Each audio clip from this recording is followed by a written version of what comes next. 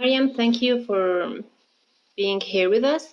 You are a Palestinian from Jerusalem, and the city that has sparked the last events in your country. Gatherings were prohibited from Palestinians at the Damascus Gate during this last holy month of Ramadan, while a few miles away, the people of Sheikh Jarrah were gathering to have iftar all together in the streets. How did the idea of this collective iftar start, and why? Okay, so basically, as many might know, that 28 families from the Sheikh Jarrah neighborhood in Jerusalem are facing ethnic cleansing. They are facing displacement from their own houses because the Israeli government and the Israeli forces want to bring Israeli Jewish settlers to live in their place. So 28 families are facing displacement. We're talking about around 550 people that are going to be displaced out of their houses, and like not even be displaced to another place, be displaced to be homeless. So for more than 1 month now, we are protesting in Sheikh Jarrah in order to show support and in order to stand against what's happening, against the displacement, and to stand with the families of Sheikh Jarrah. And because we know as Palestinians, especially Palestinians from Jerusalem, that if the Israeli government succeeded in displacing the Palestinian families from Sheikh Jarrah, we will be next. All Palestinians in East Jerusalem will be next. We are around 40% in Jerusalem. The Palestinian community in Jerusalem are around 40% Palestinian people, obviously not community. And their main master plan now, which they call it Master Plan 2020, is to make us 30%. How would they make that? By displacing Palestinians out of Jerusalem, by house demolitions, by confiscation of lands, confiscation of houses. So there's many ways of pushing Palestinians out of Jerusalem. One of the ways is by displacing Palestinians, like in Sheikh Jarrah. So yeah, we have been demonstrating and protesting in Sheikh Jarrah for more than a month now. People who were protesting in Sheikh Jarrah are not only Jerusalemites, but Palestinians from all over historic Palestine, because the displacement that's taking place in Sheikh Jarrah reminds every Palestinian about the Nakba, which is the displacement that happened in 1948. All Palestinians around Palestine were reminded of the Nakba. So every Palestinian, and not only Palestinians, many foreigners as well, came and showed support to the Palestinian families in Sheikh Jarrah. Spreading all around the world. And but like I remember that during one of these evenings, these gatherings, at some point you were arrested for, quote, defending a girl from your harassment, which is your being the IOF. And how did like a simple dinner turn into such a violent repression? What did I do? Just defending a girl who was being beaten? That's why I'm arrested now? Defending people that are going to be kicked out of their houses? I know that you're a human and maybe you have a family, you have kids. Do you want your kids to grow up and to grow old defending the wrong side? Defending the oppressors? This is what you wanted to be when you were young, when you were a child, to be in the wrong side? This is what you wanted?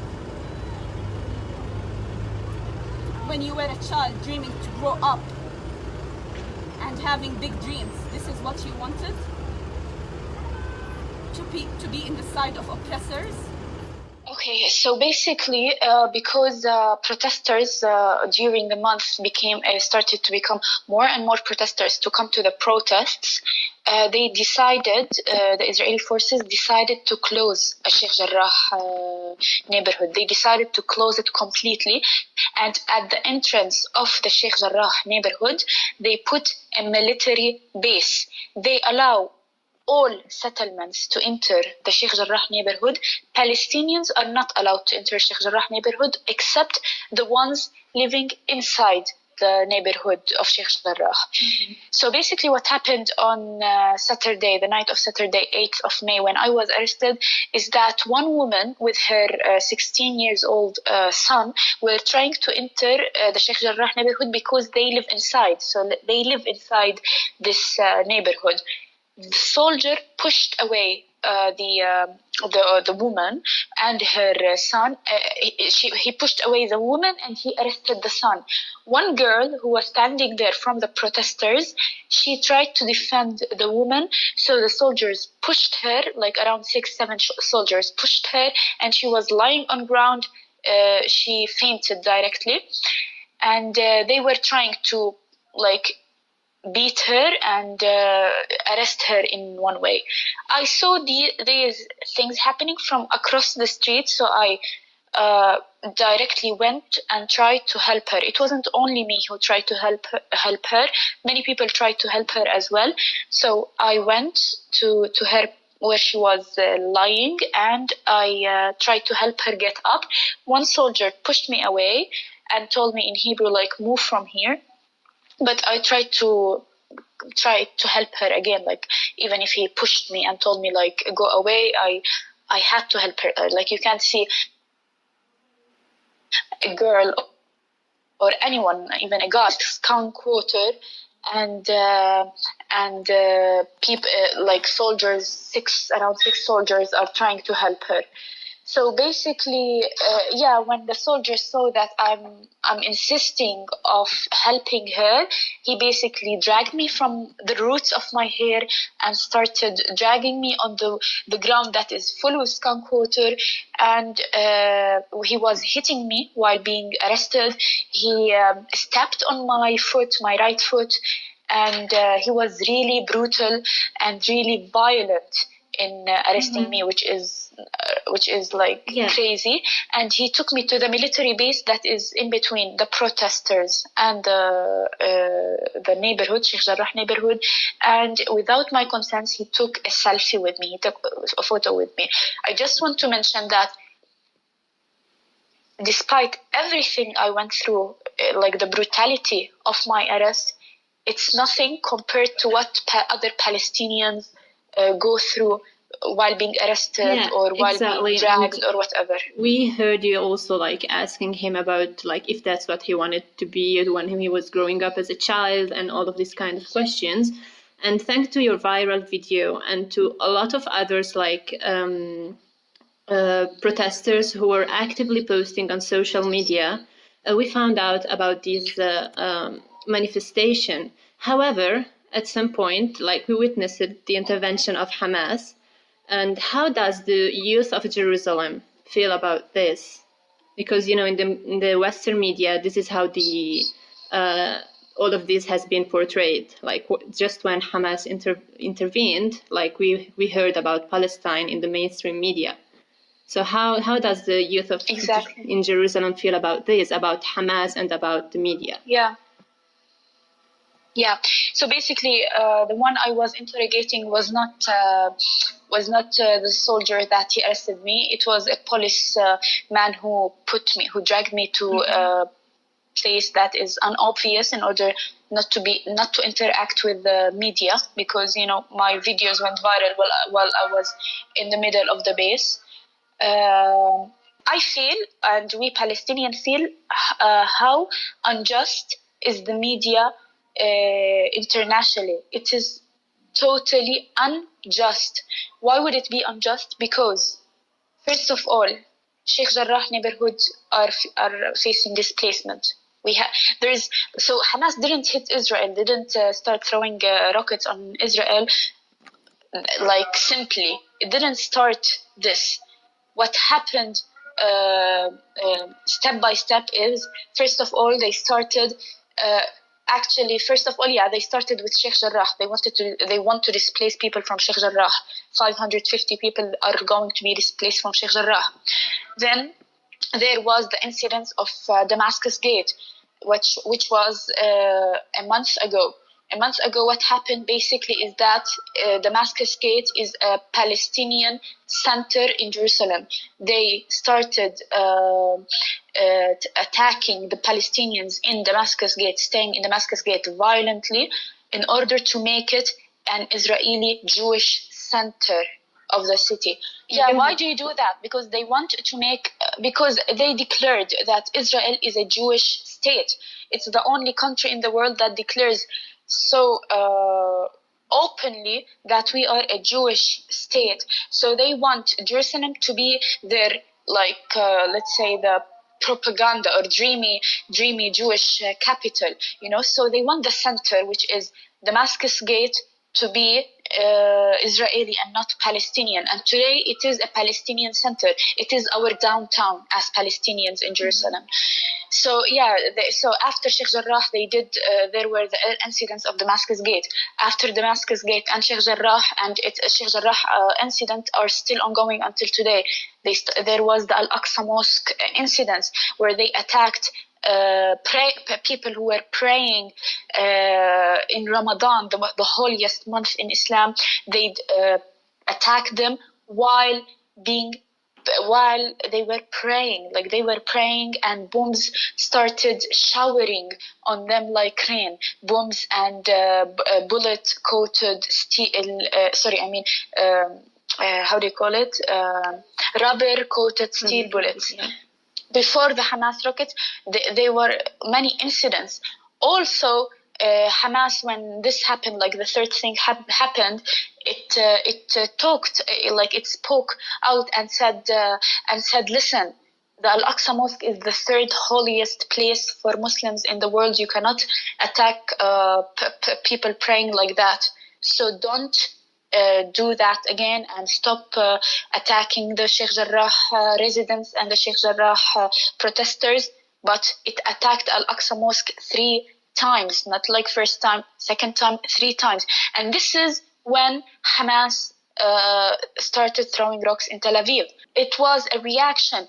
Don't look why Hamas threw rocks on Israel. See, why did Hamas throw rocks on Israel?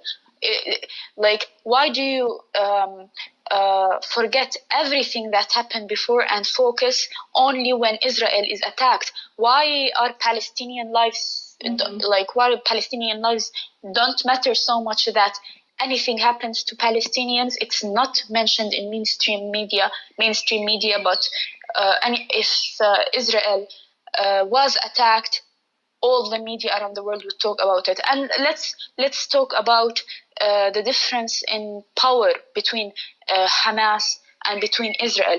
Israel is one of the most powerful countries in the world. I'm talking about military. They have $20.8 billion for military alone. America, the USA, they give them annually $3.2 billion for their only military and for their weapons and etc. They bomb Gaza today. We have more than 200 people are killed in Gaza, while from all the rockets now that went in Israel, I think 15 were killed. So I'm not defending the killing, but I'm saying that don't blame throw rockets in Israel, in Israel. Yeah. Exactly, and Hamas has always been at the center of every time that there was something happening in Palestine. We always hear about Israel and Hamas and about the Gaza Strip, while Jerusalem for the last 73 years, starting from the Nakba, if there was something happening there, it was always obscured by other events. But this time, probably the first time, they became the absolute protagonist, arousing protest not only in the holy city, but through all Palestinians, from the diaspora Palestinian and the Palestinians living in Israel as well, so the 48 Palestinians. And protests spread all over the world as well, because a lot of cities started manifesting in support for Palestine. And considering these last events, do you believe any change is possible? So basically, it's the first time since a long time that Palestinians are united in a way. When Israel was created in 1948, the first thing they intended to do is to divide Palestinians in order to weaken us. So they divided us, and they didn't even divide us. They made every part of us, like the Palestinians in Gaza or the Palestinians in West Bank or the Palestinians in Jerusalem or the 48ers or the Palestinians who live in 48 lands, they made a different kind of reality for each of us. So we were so much divided for so long. For 73 years, we've been so much divided. What's different now is that it's the first time that we see unity between us as Palestinians, and we see this because attacks against Palestinians are happening all over historic Palestine. Attacks on Gaza, like bombing Gaza all the time. Attacks on West Bankers. Attacks on Jerusalemites and attacks on 48ers, and the attacks that are happening to against Palestinians in 48 and against Palestinians in Jerusalem are really obscure. We are in an obscure situation in that we are not only attacked by soldiers, we are not only attacked by police, we are attacked by armed settlers. So armed settlers every night roam the streets shouting death to Arabs, attacking Palestinian houses in Haifa, Jaffa, like Jaffa, Akka, Nazareth, all these cities, and Jerusalem. They attack Palestinians. They are armed people. All the Palestinians that were killed in 48 lands were killed by settlers, armed settlers, not soldiers. And this is more frightening because you would expect to be killed by a soldier, but you wouldn't expect to be killed by a local. Isn't there any police intervention? Any, like, they're just roaming around the streets?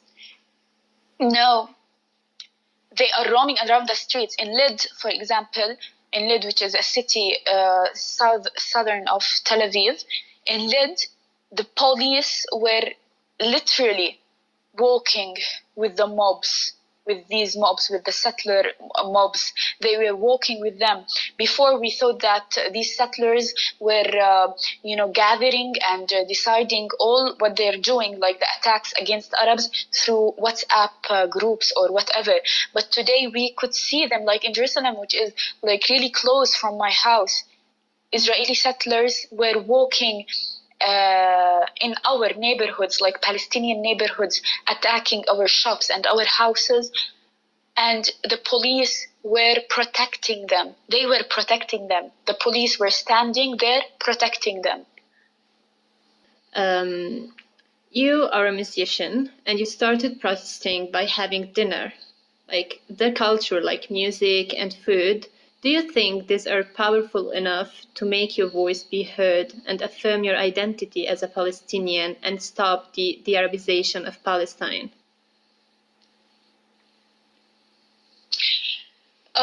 Yes, because always the colonizers are so arrogant in a way that they think that the colonized people, like the Palestinians here, are immature and are uneducated and are not cultured, like they don't have any culture. This is the thought of any colonizer, and because they are the powerful and their media is so powerful and their propaganda is so powerful, they spread these thoughts to the world that Palestinians are they don't have a culture, they are uneducated, all these thoughts, all Palestinian minds, like let's say the real Palestinian minds, were either killed by Israel or imprisoned. They are today imprisoned. So basically, what's happening today, especially we're using social media with it, is that we are showing the world, we are showing everyone that we are not what Israel has spread about us. We have musicians, we have artists, we are really educated, etc., etc., etc., and we are using social media in order to spread ourselves. The Israeli media and the Israeli propaganda is so powerful. We as Palestinians, we don't have representatives. We don't have, for so long, we couldn't spread our word and our message to the world without intervention by organizations or by producers or by media platforms or whatever. Today, we are the producers of our stories. We are the producers of our messages. We are using social media as our weapon in order to produce our stories and in order to share our stories to the world and to teach the world and educate the world about ourselves, because the world was manipulated for so long with the Israeli news and with the Israeli propaganda.